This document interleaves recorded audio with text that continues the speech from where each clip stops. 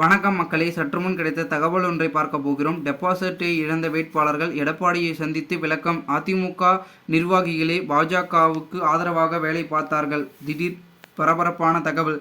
இந்த ஒரு தகவலை பற்றி தான் நாம் பார்க்க போகிறோம். தகவலை பார்ப்பதற்கு முன்னதாக நீங்கள் நம்மளுடைய சேனலுக்கு புதிய பார்வையாளர்களாக இருந்தீர்கள் என்றால் மறக்காமல் நம்மளுடைய சேனலை சப்ஸ்கிரைப் செய்து வைத்துக் கொள்ளுங்கள்.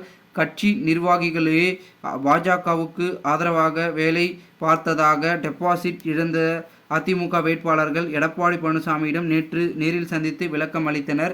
நாடாளுமன்ற தேர்தலில் திமுக தலைமையிலான கூட்டணி 40 இடங்களிலும் வெற்றி பெற்றது. எதிர்க்கட்சியான அதிமுக ஒரு தொகுதியை கூட வெற்றி பெறவில்லை. குறிப்பாக தென் மாவட்டங்களில் நெல்லை, தூத்துக்குடி, கன்னியாகுமரி, ராமநாதபுரம், தேனி மற்றும் வேலூர், தென் சென்னை, புதுச்சேரி என 8 தொகுதிகளில் அதிமுக டெபாசிட்டை பறிகொடுத்தது. இது எடப்பாடி பழனிசாமி உட்பட அதிமுக தலைவர்களிடையே கடும் அதிர்ச்சியை ஏற்படுத்தியுள்ளது. பாஜக ஆதரவாளர்களுடன் ஓபிஎஸ் பன்னீர்செல்வம் பாஜகவுடன் ஆதரவுடன் பன்னீர்செல்வம் ராமநாதபுரம் தொகுதியில், டிடிவி தினகரன் தேனி தொகுதியிலும் போட்டியிட்டனர்.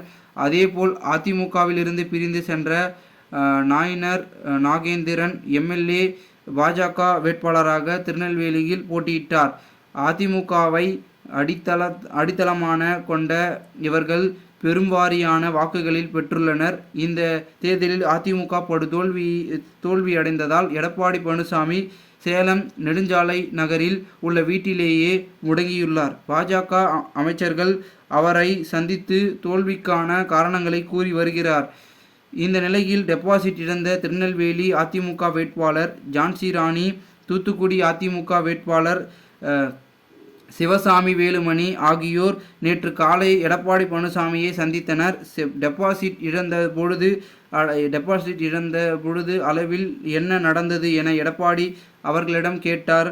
அப்பொழுது அக்கட்சியினர்களே தங்களை பழிவாங்கி விட்டதாகவும் பாஜகவினருக்கு ஆதரவாக வேலை பார்த்ததாகவும் விளக்கம் அளித்தனர். கட்சிக்கு எதிராக செயல்பட்டவர்கள் யார் என்ற பட்டியலை தருமாறு கேட்ட எடப்பாடி பழனிசாமி இவ்வாறு 1 மணி நேரம் தனிச்சையாக பேசி அவர்களை மிகுந்த மனக்கலத்துடன் புறப்பட்டு சென்றனர். அதேபோல் சேலம் நாடாளுமன்ற தொகுதியை பொறுத்தவரை 6 சட்டமன்ற தொகுதிகள் இடைப்பாடி தொகுதியில் மட்டுமே அதிமுக கூடுதலான வாக்குகளை பெற்றிருந்தது. மற்ற 5 தொகுதிகளிலும் 4 தொகுதிகளில் அதிமுக எம்எல்ஏக்கள் இருந்த நிலையில் கூட அங்கு கூடுதல் வாக்குகள் பெறவில்லை. கள்ளக்குறிச்சி தொகுதியில் ஆத்தூர்,